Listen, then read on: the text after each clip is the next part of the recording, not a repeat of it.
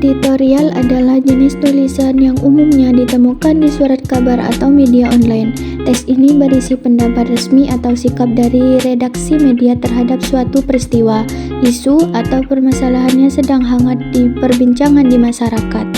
Fungsi teks editorial: 1. Memberikan opini dan pandangan. 2. Memengaruhi opini publik. 3. Mendorong diskusi dan debat. 4. Menyampaikan kritik dan evaluasi. 5. Mewakili pandangan lembaga media.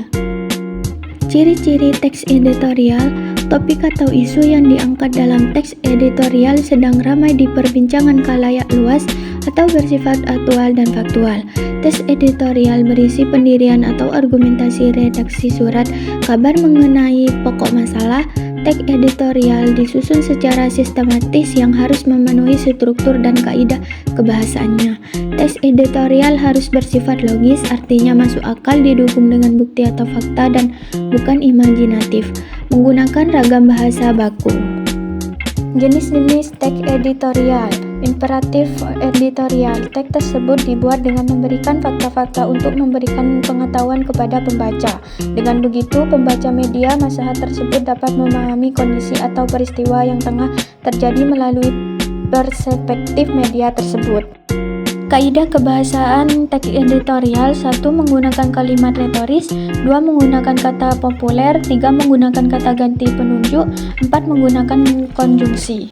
Adapun struktur teks editorial: 1. Tesis.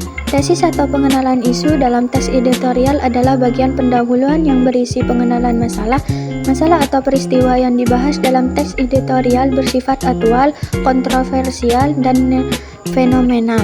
2. Argumentasi. Argumentasi dalam teks editorial disebut juga sebagai penyampaian pendapat. Bagian ini merupakan bagian pembahasan yang berisi tanggapan redaksi terhadap isu yang sudah diperkenalkan sebelumnya.